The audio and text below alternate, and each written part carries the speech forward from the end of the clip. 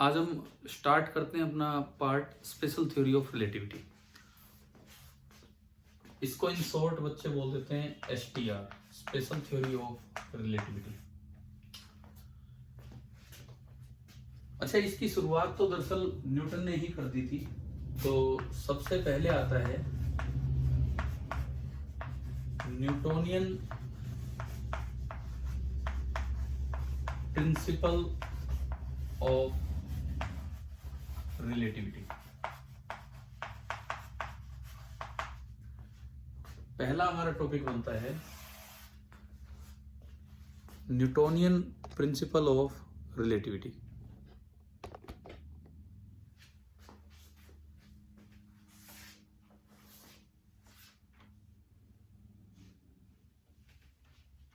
देखो, न्यूटन ने क्या कहा था। न्यूटन ने एक बहुत ही सिंपल सी बात ऑब्जर्व की।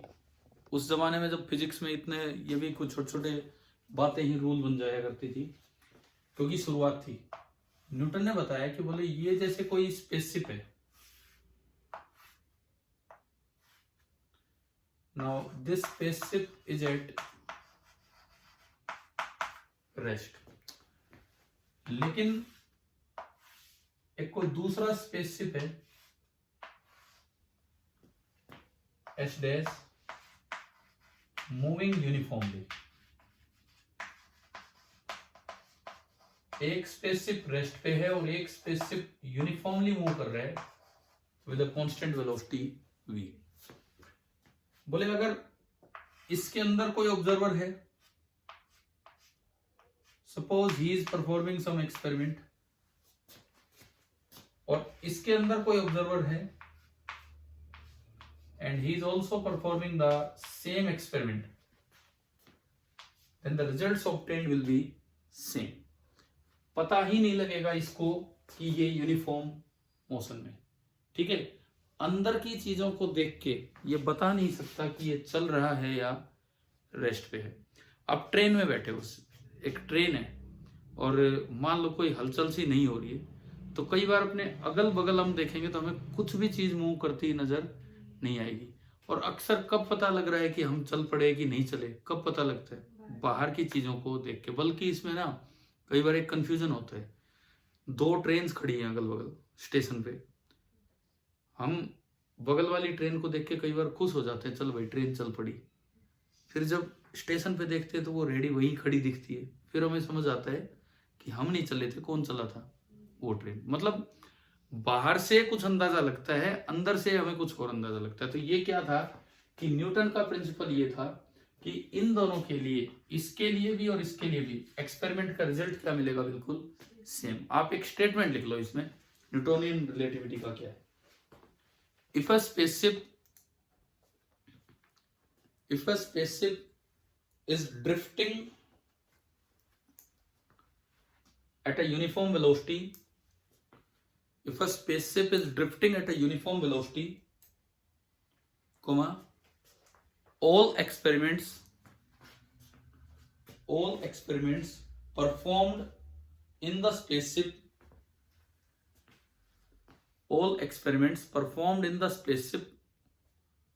will appear the same as if the spaceship were not moving। will appear the same as if the spaceship were not moving। और बिल्कुल ऐसा नजर आएगा जैसे कि स्पेसशिप चल ही नहीं रहा हो। मतलब समझ आ गया है? ठीक है ना। डायग्राम बनाने की कोई जरूरत खास है नहीं, क्लियर है। यहां से यह शुरुआत थी। इसे बोलते हैं न्यूटोनियन प्रिंसिपल ऑफ रिलेटिविटी।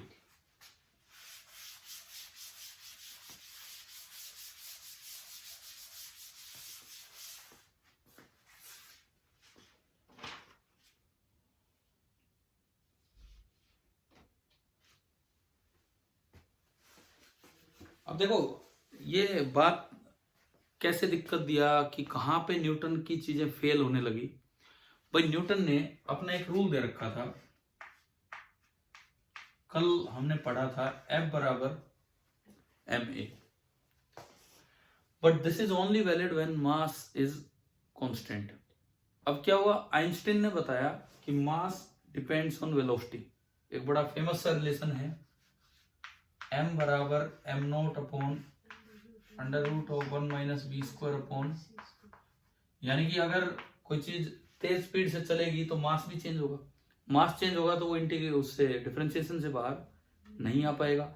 इसका मतलब वहां पे ये वाला फॉर्मूला क्या हो रहा था, फेल हो रहा था। मींस न्यूटन के प्रिंसिपल्स की लिमिटेशन क्या थी कि these were valid only for normal speeds, at very high speeds Newtonian principles fail. ठीक है, एक लाइन लिख दो, at very high speeds, at very high speeds Newtonian principles fail. बहुत हाई स्पीड पे न्यूटन के प्रिंसिपल फेल हो जाते हैं।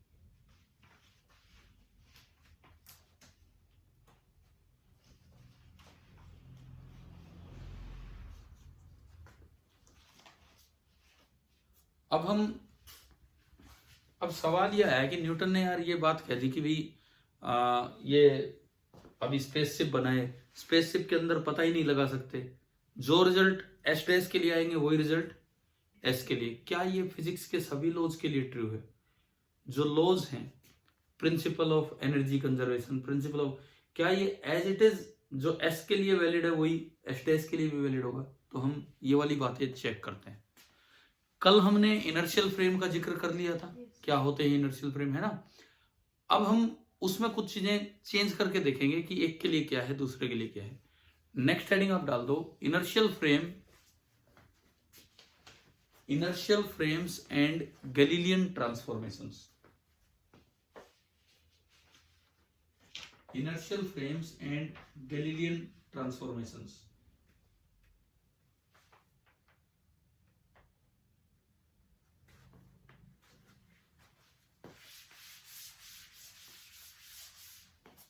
inertial frames and Galilean transformations। देखिए, सपोज एक ये फ्रेम है,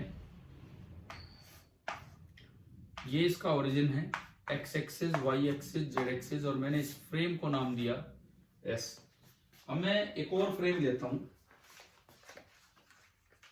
एक और फ्रेम जो थोड़ा अलग होगा इससे, लेकिन दोनों के ओरिजिन्स कोइंसाइड कर रहे हैं, X dash, Y dash, Z dash, O dash. Diagram दिख गए हैं, दोनों के ओरिजिन्स कोइंसाइड कर रहे हैं at T equal to 0। Origins coincide at T equal to 0। मैंने माना कि ये जो एस फ्रेम है ये तो किस पे है, रेस्ट पे, और ये जो एस डैश फ्रेम है ये आगे जा रहा है कितनी वेलोसिटी से, v वेलोसिटी से, अलोंग एक्स एक्सिस ये चलता जा रहा है, और जो वेलोसिटी है वो क्या है, कांस्टेंट। अच्छा, ये डायग्राम था t इक्वल टू 0 का। ये वाला व्हाइट वाला फ्रेम तो रेस्ट पे है, ये तो बाद में भी यहीं रहना है। थोड़ी देर के बाद ये वाला जो फ्रेम है इसका ओरिजिन आगे आ चुका होगा, X dash, Y dash, and ये क्या हो जाएगा, जेड डैश, ये आ गया ओ डैश। और ये मैंने डायग्राम बना दिया एट टाइम टी। देखो भाई, हम इनर्शियल फ्रेम पढ़ रहे हैं, यानी कि v क्या है, कांस्टेंट है। कांस्टेंट वेलोसिटी होगी तभी फ्रेम इनर्शियल होगा। कांस्टेंट वेलोसिटी से जब कोई चीज चलेगी तो t टाइम में कितना आगे जा चुकी होगी, vt। जो इसने डिस्टेंस कवर किया होगा कांस्टेंट वेलोसिटी से, t टाइम में जो डिस्टेंस कवर्ड है that will be equal to v into T. Clear? अच्छा, अब सुनो, कोई इवेंट हुआ, इस लोकेशन पे कोई इवेंट हुआ, यहां पे कोई इवेंट होता है एट टाइम t, किसी t टाइम पे कोई इवेंट हुआ, और उस इवेंट की कोई एक्सपेरिमेंट हुआ, कोई इवेंट हुआ, पोजीशन, ये वाला फ्रेम तो क्या बता रहा है, एक्स वाई जेड, और ये वाला फ्रेम इवन मैं कहता हूं कि टाइम भी एक्स वाई जेड और टी, और ये वाला फ्रेम बता रहा है उसी इवेंट की पोजीशन और time X dash Y dash Z dash और टी डैश। तो अब इनर्शियल फ्रेम हो गए एस और एस डैश। गैलीलियन ट्रांसफॉर्मेशन मतलब इसमें और इसमें आपस में क्या रिलेशन बनेगा। अगर ये पर्टिकुलर केस है तो अब देखिए गैलीलियन ट्रांसफॉर्मेशन आपकी क्या बनेगी, सिंपल गैलीलियन ट्रांसफॉर्मेशन।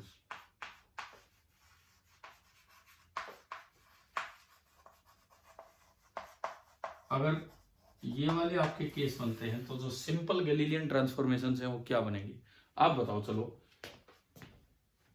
इसकी एक्स कोऑर्डिनेट, व्हाइट वाला फ्रेम एक्स बोल रहा है, ये वाला फ्रेम एक्स डैश बोल रहा है, क्या दोनों सेम होंगे कि अलग अलग? अलग अलग होंगे। क्या रिलेशन दिखता है, ये वीटी ये दूरी एक्स डैश और ये पूरा एक्स, तो we can say X dash is equal to X minus VT. पहली इक्वेशन बनी। जो हाइट इसके लिए है वही इसके लिए, यानी कि दूसरी relation y dash is equal to, तीसरा relation z dash is equal to z। और under Galilean transformation time change नहीं होता है, वो इवेंट 9 बजे हुआ है तो 9 बजे दोनों के लिए हुआ है। t dash is equal to t। Now this is a set of Galilean transformation equations. आप इनको ऐसे भी लिख सकते हो, ये तो मैंने एक्स वाई जेड टी से X dash Y dash Z dash T dash निकाले, या उल्टा भी लिख सकते हो, एक्स डैश पता हो एक्स कैसे निकाले। देखो एक्स डैश पता हो, एक्स डैश पता है तो एक्स क्या होगा, एक्स डैश में क्या जोड़ दें हम वीटी, यानी यहां जो माइनस है उसकी जगह क्या आ जाएगा plus, Y Y dash Z Z dash and T this is another set, same set है, चाहिए यूं बनाओ और चाहिए यूं बनाओ। इनको बोलते हैं हम गैलीलियन ट्रांसफॉर्मेशन। समझ आ रहा होगा है ना, ये सिंपल सी चीज है, तो गैलीलियन ट्रांसफॉर्मेशन ये आप बना लीजिए।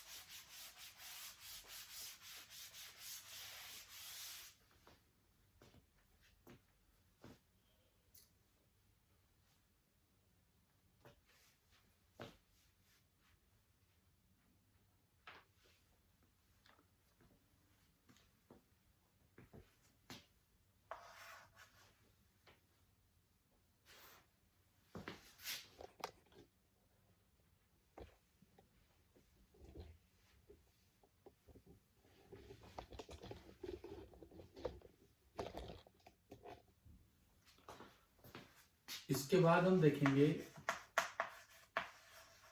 Galilean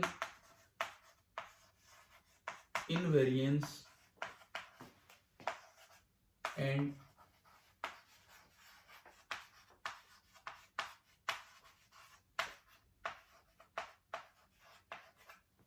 conservation laws. Galilean invariance and conservation laws.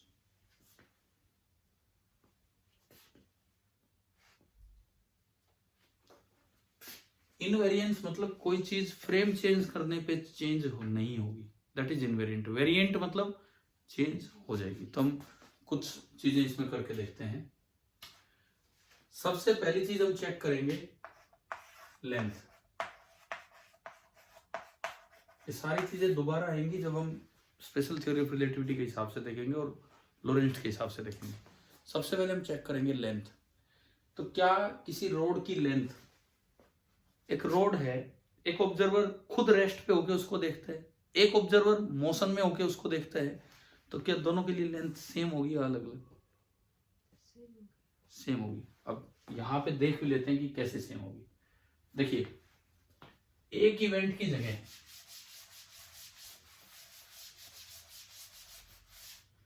Simple सी बात है, एक इवेंट की जगह जैसे एक रोड आपने बना दी, यहाँ पे मैं कोई रोड बनाता हूँ, एक इवेंट की जगह ना उसमें 2 पॉइंट्स आ जाएंगे। सपोज आपने ये कोई रोड बना दी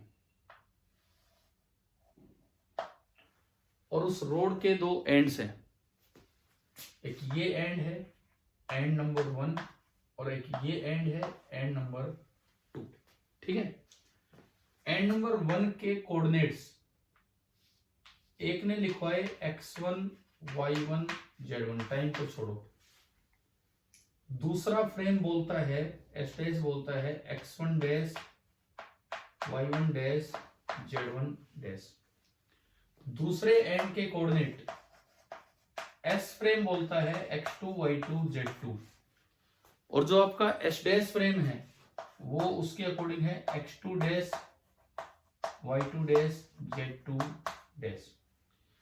जो इसकी लेंथ है, एक फ्रेम कहेगा कि लेंथ है L, और दूसरा फ्रेम कहेगा कि जो लेंथ है दैट इज L डैश। हमें ये चेक करना है कि लेंथ या डिस्टेंसेस, ये सब चीजें गैलीलियन ट्रांसफॉर्मेशन में सेम है कि डिफरेंट है। अभी अभी आपने ये चेक किया, तो अगर फ्रेम 1 से पूछा जाए कि भाई लेंथ बताओ, तो यार अगला एंड इससे x2 दूरी पे है, पहला एंड x1 पे, तो लेंथ कितनी बोलेगा x2 माइनस x1।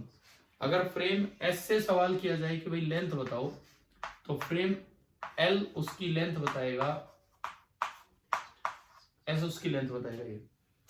लेकिन अगर आप इससे पूछते हो तो ये S डैश जो है, ये वाला फ्रेम, ये इसकी लेंथ बताएगा L डैश बराबर x2 dash minus x1 dash. ये तो क्लियर हो रही होगी बात, है ना। अब सवाल ये है कि क्या ये दोनों सेम है कि अलग अलग है, तो उसके लिए मुझे इन इक्वेशंस की जरूरत पड़ेगी।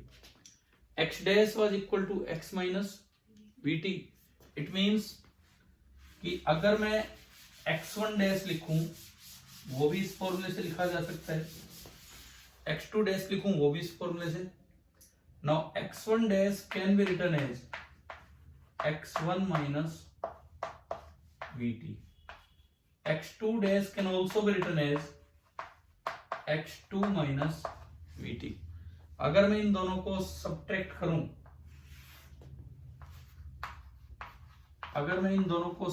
करूं, तो ये आया x2 dash minus x1 dash, vt से vt कटेगा, x2 माइनस x1, और you can say l dash is equal to l। तो हमें रिजल्ट याद रखना है कि अंडर गैलीलियन ट्रांसफॉर्मेशन जो लेंथ होती है वो इनवेरिएंट होती है। दो डिफरेंट इनर्शियल फ्रेम्स, चाहे कितनी स्पीड से चल रहे हो, दो डिफरेंट इनर्शियल फ्रेम अगर किसी एक रोड की लेंथ या किसी डिस्टेंस को मेजर करते हैं, तो दोनों के लिए डिस्टेंस क्या होगा, बिल्कुल सेम।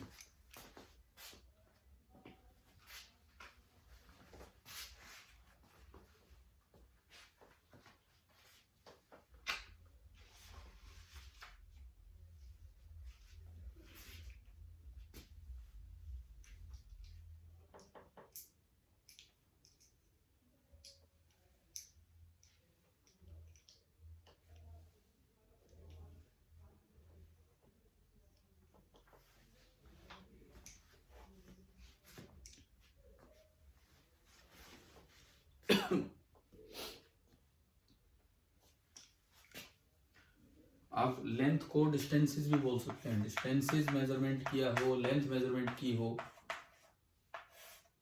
गैलीलियन ट्रांसफॉर्मेशन के अंडर वो इनवेरिएंट है।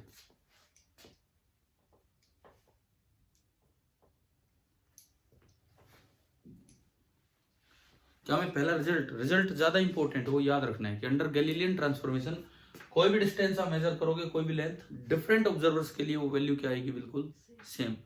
बस ऑब्जर्वर कैसे हैं, इनर्शियल। ठीक है ना। नंबर 2, अब हम दूसरी चीज पे चलते हैं। सेकंड हेडिंग आप डाल लीजिए वेलोसिटी।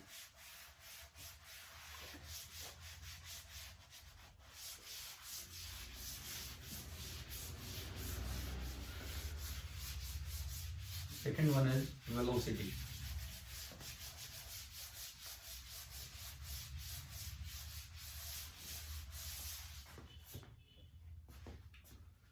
नंबर 2,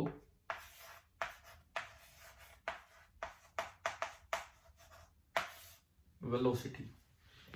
बताओ वेरिएंट आनी चाहिए कि invariant under Galilean transformation? Variant. क्यों? ठीक है, जवाब ठीक है बिल्कुल। देखो इधर सुनो, फिर से मैंने कहा एक ये फ्रेम है, ये रेस्ट पे ही है, ये एस फ्रेम है जो कि एट रेस्ट है, और हमने जो दूसरा फ्रेम लिया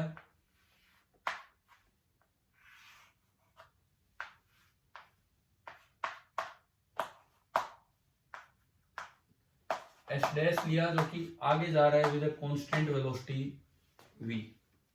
अब आपने ना एक कोई ऑब्जेक्ट लिया जिसको आप ऑब्जर्व करोगे, कोई ऑब्जेक्ट लिया जिसको आप ऑब्जर्व करना जा रहे हो, इसकी पोजीशन पहला फ्रेम बोलता है x Y z at time t, और दूसरा फ्रेम बोलेगा एक्स डैश। वाई और जेड तो सेम है, अभी देखा था हमने इस तरह, तो वाई जेड ही मैंने लिख दिया। ठीक है, अब अगर मैं वेलोसिटी की बात करूं, फर्स्ट फ्रेम के लिए उसकी वेलोसिटी, मैं v नहीं, मैं u से डिनोट कर रहा हूं थोड़ी देर के लिए, बिकॉज v तो हमने किसकी वेलोसिटी मान ली है? एस डैश फ्रेम की। Let its velocity be u in the frame of s and u dash in the frame of s dash. तो जो u होगा u मतलब इसके फ्रेम में उस ऑब्जेक्ट की velocity, it can be written as dx by dt I cap dy by dt j cap dz by dt k cap। This is the velocity of object in the frame of s।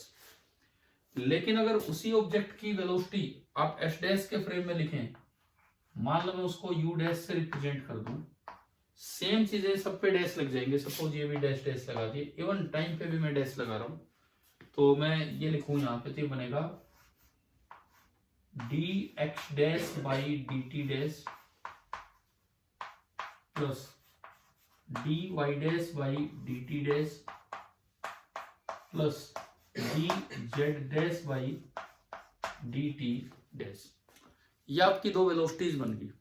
अब थोड़ा ना Galilean transformations का use करते हैं जो अभी पढ़ा था। T dash was equal to t, y dash was equal to y, z dash z, ये सब तो सेम है, एक चीज की वजह से थोड़ा अलग हो रहा है, क्या? X dash. और एक्स डैश की जगह क्या रखे हैं? X minus v t, y dash की जगह वाई, जेड डैश की जगह डैश, और टी डैश की जगह टी। तो ये जो इक्वेशन है, ये सारी चीजें रखने के बाद अब देखिए u डैश क्या बना?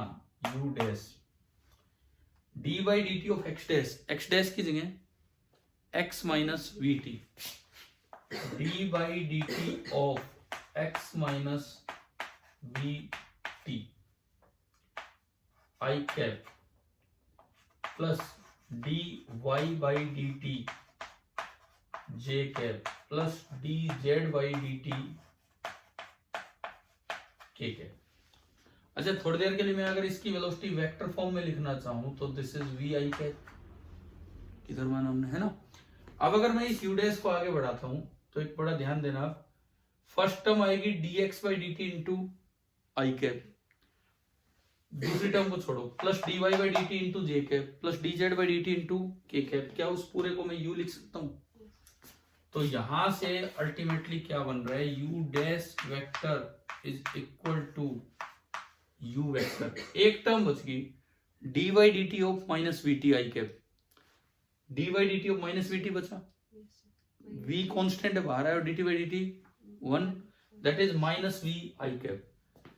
v i cap can be written as vector v velocity of s dash frame. तो ये आपका आ रहा है u minus v। This implies u dash is not equal to u. It means जो वेलोसिटी है, Galilean transformations में भी velocity कैसी क्वांटिटी है?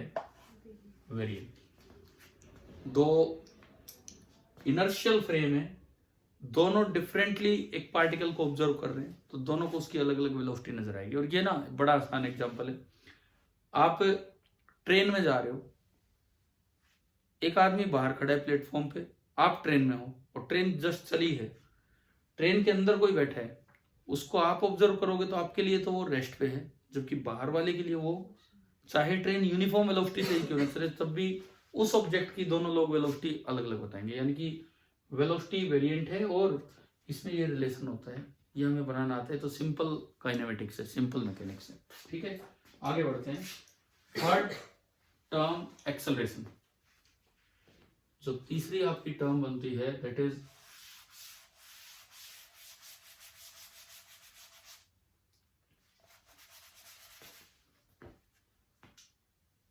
now our third term is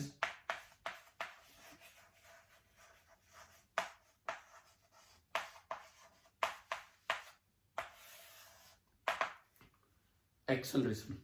वही फ्रेम, वही सब कुछ, वही पार्टिकल, वही पोजीशन। अब आपको बताना है, चलो आप बताओ एक्सेलरेशन वेरिएंट होगा या इनवेरिएंट?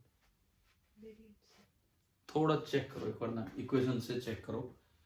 हमने जैसे u बनाया, ऐसे ही मैं अगर a लिखूं, ये u है, यहां से a कैसे लिखा जाएगा? डबल डिफरेंशिएशन हो जाएगा, मतलब इसका दोबारा डिफरेंशिएशन।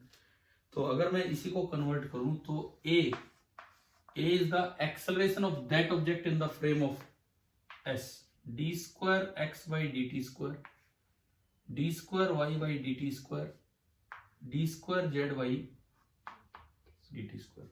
हो गए।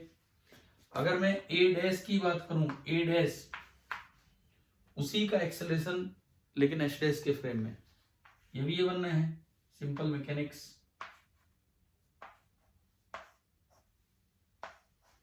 हम बन गए। मैं सिंपल नोटेशंस अपनी लेके आया, यहां पे पुट कर दिया। तो a dash vector a dash d square by d t square, d square by d t square, d square by d t square. अब एक बार रुको और ध्यान दो, फर्स्ट टर्म बनेगी d square x by d t square i cap, इसको छोड़ दो थोड़ी देर के लिए, plus d square y by d t square j cap, plus d square z by d t square के कैप। उसको मैं ए लिख सकता हूं। It means a dash vector is equal to a vector minus, second term पे मैं चलता हूं, सेकेंड टर्म में v तो कांस्टेंट है, बाहर आया, क्या बचा? D square by d t square of t i cap. समझ आया क्या? है ना, ये डबल डिफरेंशिएशन है। सबसे पहले जब आप इसका सिंगल डिफरेंशिएशन करेंगे तो D t by d t 1, और फिर 1 का एक और बार डिफरेंशिएशन 0। आ गया समझ?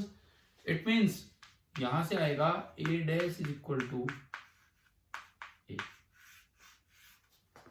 इसका ये मतलब हुआ कि गैलीलियन ट्रांसफॉर्मेशंस में एक्सेलरेशन बताओ, इनवेरिएंट की वेरिएंट? इनवेरिएंट।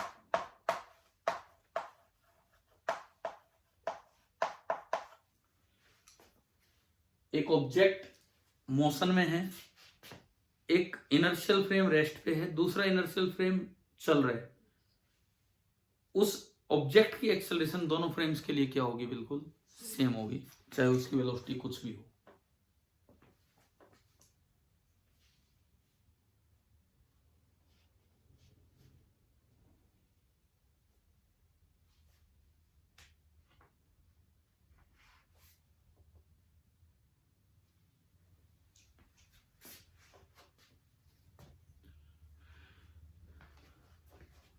अभी तक हमने 3 चीजें सीखी। पहला लेंथ और डिस्टेंस मेजरमेंट, हमें पता लगा गैलीलियन ट्रांसफॉर्मेशंस में वो इनवेरिएंट है। दूसरा वेलोसिटी वेरिएंट है। तीसरा एक्सेलरेशन इनवेरिएंट है। फोर्थ पे चलते हैं।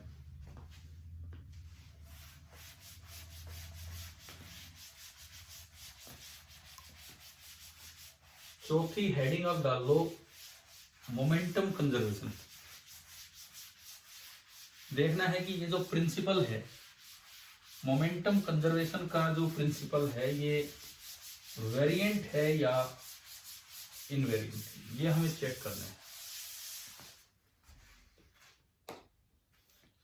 Momentum conservation number 4।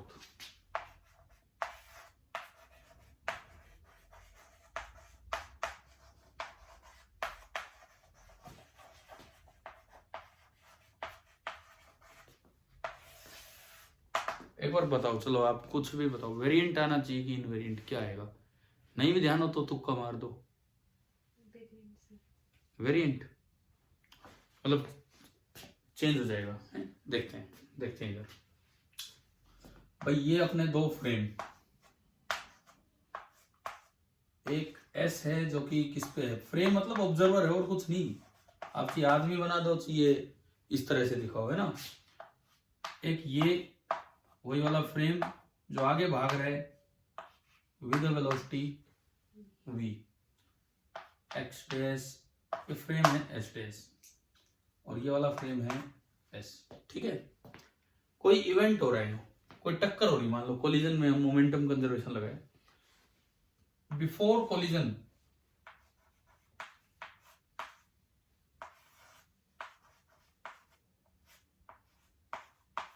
ये मैंने डायग्राम बनाया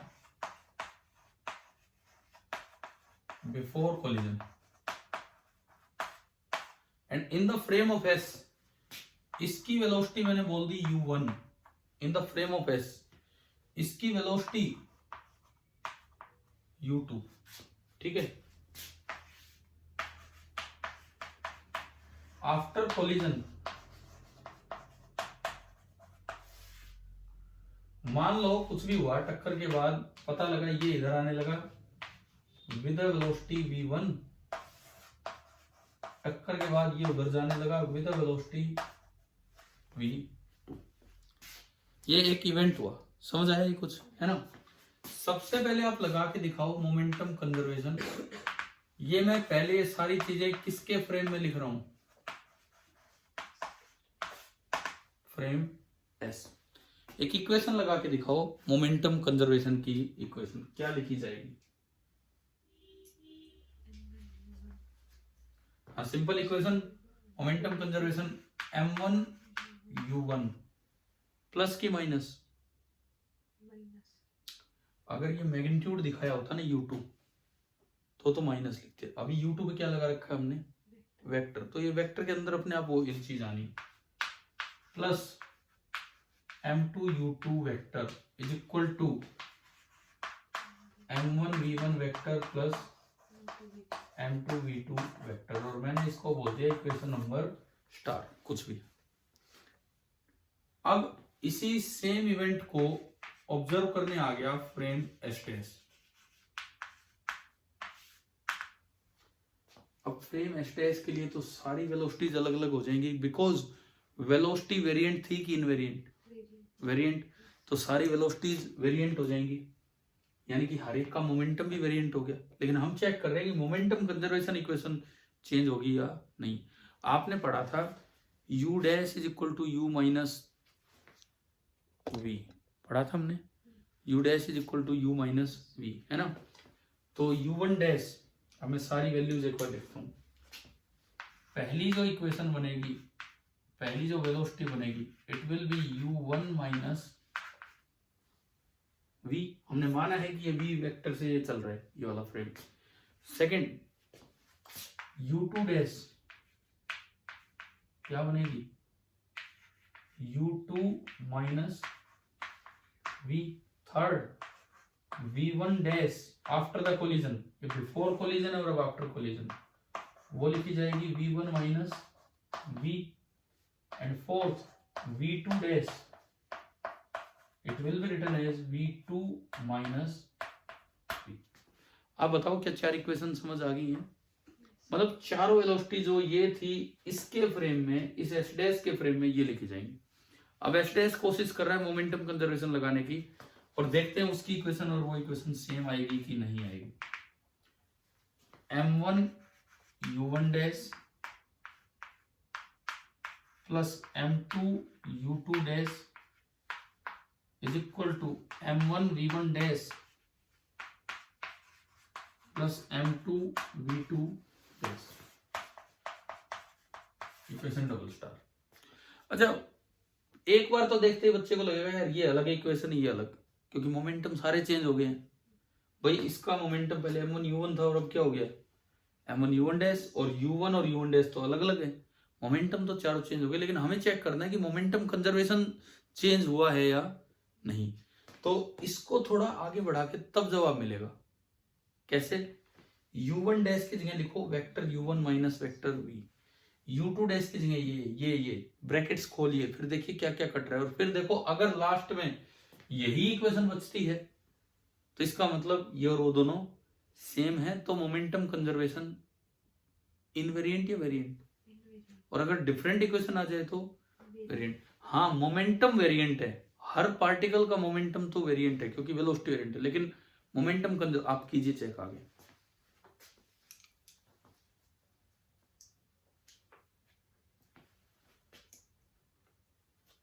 इसमें वैल्यूज पुट करके ना फिर चेक कीजिए। मैं भी लिखता हूं यहां m1 into u1 minus v plus m2 into u2 minus v is equal to m1 into u2 minus v plus ये है m1 v1, तो v1 माइनस v1 डैश की जगह हम लिखेंगे v1 minus v plus m2 into v2 vector minus v।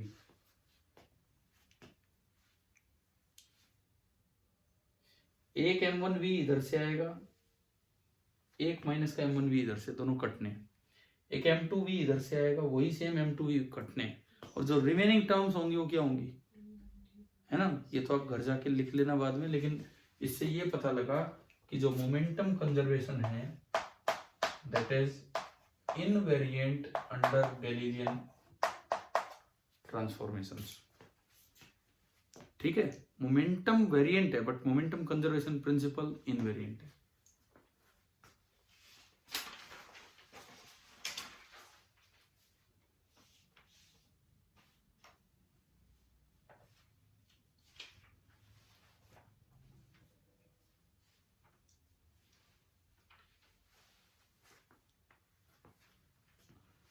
अगली चीज check करें इसमें, एनर्जी कंजर्वेशन। 5वीं हेडिंग आप डालिए एनर्जी कंजर्वेशन। ये हो गया ना नोट?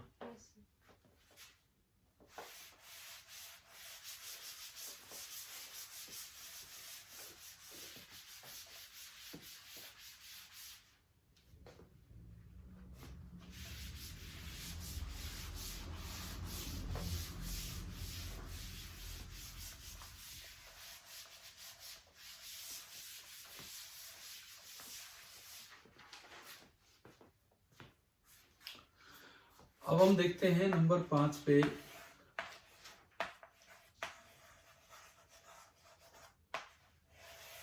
Energy conservation. आपका जैसे जिस भी दिन जो टॉपिक जैम के सिलेबस से कवर होता चले उसको अंडरलाइन कर लेना कि भाई ये कवर हो चुका है ना, तभी तो फिर पता लगेगा बाद में। एनर्जी कंजर्वेशन, फिर से वही कोलिजन वाला ही एग्जांपल ले लेते हैं। आप बताओ, फिर से कोई तुक्के वाली बात है भाई। हमने देखो अभी तक क्या क्या सीखा, पोजीशन इनवेरिएंट ना position variant, position variant, length या distance invariant, velocity variant, acceleration invariant, Galilean transformation की बात हो रही है 2 इनर्शियल फ्रेम में। Momentum variant, momentum conservation invariant. अब बात आ रही है एनर्जी कंजर्वेशन। चलो देखते हैं वेरिएंट इनवेरिएंट क्या बनेगा, देखते हैं, इसको चेक करते हैं। फिर से वही 2 फ्रेम, S at rest,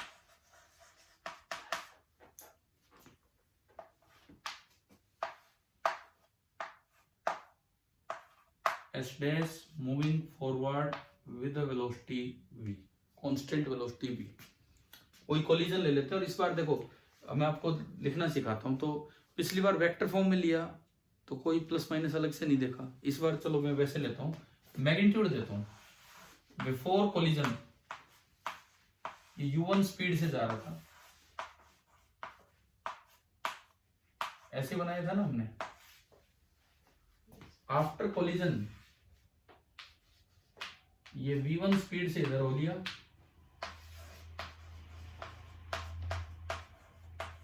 और इवन मैं कहता हूं कि इनइलास्टिक कोलिजन हुआ। मैं नहीं कह रहा कि टोटल एनर्जी इज कंजर्व, और जो एनर्जी लॉस हुआ कोलिजन में, लेट इट बी क्यू। हमें इक्वेशन बनानी आनी चाहिए, फिर जो चीजें दी हूं उसके हिसाब से। इनइलास्टिक कोलिजन हुआ और एनर्जी लॉस जो हुआ that is Q, capital Q. ठीक है, सबसे पहले मैं चीजों को ऑब्जर्व कर रहा हूं फ्रेम एस से। फ्रेम एस से आप एनर्जी इक्वेशन देखो, मैं बताता हूं कैसे बनेंगे। इसकी एनर्जी क्या थी, हाफ m1 u1 स्क्वायर, इसकी हाफ m2 u2 स्क्वायर। पहली इनिशियल एनर्जी बनी half m1 u1 square plus half m2 u2 square. बाद की एनर्जी क्या बनी पूरे सिस्टम की, पूरे सिस्टम की बाद की energy half m1 v1 square plus half m2 v2 square. क्या मैं इन दोनों को इक्वेट कर सकता हूं?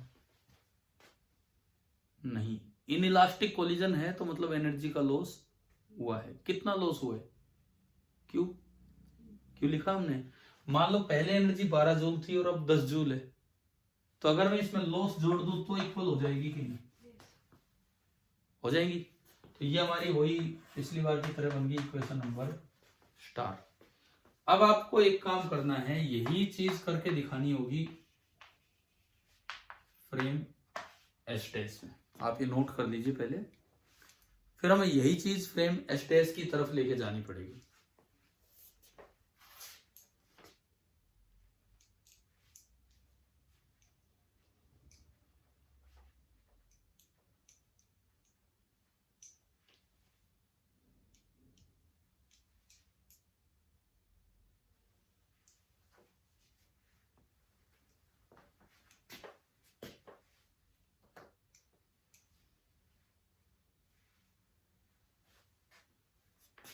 बताओ, पहले तो मुझे ये बताओ कि एस डैश के फ्रेम में u1 डैश क्या लिखा जाएगा? वेक्टर नहीं लगे। u1 डैश, इस एस डैश को पहला कितनी स्पीड से जाता दिखेगा? ये कितने से आगे जा रहा है? u1 से। ये पीछे पीछे भाग रहा है कितने से? तो इसको उसकी स्पीड क्या नजर आएगी? ना, कोई आगे भाग रहा है 10 मीटर पर सेकंड से, मैं भी उसके पीछे हो लिया 10 से, तो मैं तो पकड़ नहीं पाऊंगा, तो मेरे लिए तो रेस्ट पे आ गया। तो 10 - 10। ये आगे भाग रहा है u1 से और ये आ रहा है v से, तो बताओ इसको उसकी स्पीड क्या नजर आएगी? हाँ, u1 - v। तो u1 डैश हो गया u1 - v।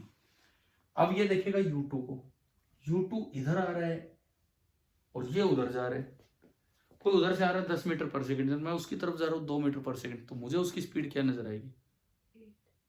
12 12। कोई मेरी तरफ आ रहा है। गाड़ियां जब क्रॉस करती हैं यूं, तो आवाज भी ऐसे आती है जैसे बहुत तेज निकल गई। समझ गए हो? कोई आगे जा रहा था तो मेरी रिस्पेक्ट में उसकी वेलोसिटी कम हो गई है, मैं भी पीछे पीछे हो रहा हूँ। लेकिन कोई यूं आ रहा है, वो मेरी तरफ, मैं इधर जा रहा हूं, तो स्पीड जुड़ जाएंगी। ठीक है, तो इसकी वेलोसिटी इसके फ्रेम में कितनी होगी बताएं? u2 प्लस v, बस इसकी वेलोसिटी। अब ये इसको देखेगा, अब ये इसको देखेगा, तो बताओ v1 डैश क्या होगा? इसको, हाँ, ये इसकी तरफ आता नजर आ रहा है v1 प्लस। अब ये उसको देखेगा, v2 डैश बताएं? v2 minus v। और अब अगर ये एनर्जी की इक्वेशन बनाता है तो ये इक्वेशन बनेगी हाफ m1 u1 डैश का square plus half m2 u2 dash का square is equal to half m1 v1 dash का square plus half m2 v2 dash का स्क्वायर और प्लस वही एनर्जी लॉस क्या Q। Equation double star. एक बार देखने पे तो दोनों अलग अलग नजर आ रही है, टर्म्स ही अलग अलग है। हमें ये चेक करना है क्या ये दोनों सेम इक्वेशन है क्या। कैसे आप घर पे करोगे अब ये काम, सुनो, इन चारों की वैल्यू उठा के इसमें रख देंगे, थोड़ा सिंप्लीफाई करेंगे। कहीं जरूरत पड़े तो मोमेंटम कंजर्वेशन की इक्वेशन सेम है, कहीं जरूरत पड़े तो उसको यूज कर सकते हैं, ना भी पड़े वो आपके सॉल्यूशन पे आप कैसे करते हो। और लास्ट में ये करना और ये सेम आएंगी, यानी कि जो एनर्जी कंजर्वेशन है वो भी क्या है, इनवेरिएंट। ये कर लोगे ना, अपने आप करके देखना पूरा, है ना। मैंने कहा अगर एक बार भी नहीं आता थोड़ा मोमेंटम कंजर्वेशन की इक्वेशन से हेल्प ले लेना। अल्टीमेटली हमने ये सीख लिया कि गैलीलियन ट्रांसफॉर्मेशंस के अंदर कौन सी चीज वेरिएंट कौन सी इनवेरिएंट ये कैसे निकालना होता है। तो आज जो हमने कवर किए, पोजीशन वेरिएंट है, लेंथ या डिस्टेंस मेजरमेंट इनवेरिएंट है, वेलोसिटी वेरिएंट है, acceleration invariant, momentum of a particle variant, momentum conservation for a system invariant, energy of a particle variant, ये भी चेंज हो रहा है, but energy conservation for a system invariant. At least हमें Galilean transformations में result समझ आ गए हैं क्या, कैसे चेक करना। कुछ भी नई चीज आ जाए हमें तरीका पता लग गया कि भाई कैसे चेक करना है। अब एक बार दिखाना जैम वाला सिलेबस। तो ये जो आपका मॉडर्न फिजिक्स में पहला टॉपिक है वो कवर हुआ है, inertial frames and Galilean invariance. Galilean transformation भी पढ़ा, उससे ही सीखा कि कौन सी चीज वेरिएंस है और कौन सी इनवेरिएंट। इस पे डायरेक्ट क्वेश्चन भी आ सकता है, सीधा पूछ ले। कोई नई चीज आ जाए तो हमने जो अपनी मैकेनिक्स में जानते हैं उनको, जैसे एनर्जी वाली इक्वेशन आ गई इस तरह से ना, उसमें पुट करके चेक करना होगा। समझ आ गया ही। अब जो अगला टॉपिक है postulates of special theory, special relativity and Lorentz transformation, उस पर हम चलते हैं नेक्स्ट क्लास में, ठीक है। मतलब अगली कुछ क्लासेज में देखो तभी कॉन्फिडेंस बनेगा, कोई बात नहीं, तभी कॉन्फिडेंस बनेगा जब कुछ टॉपिक्स कवर होंगे ना और उन पे सवाल होने लगेंगे, तो अपने आप कॉन्फिडेंस बन जाएगा कि जैम हो सकता है इस बारी। ठीक है, ठीक है, तो आगे कल कंटिन्यू करते हैं।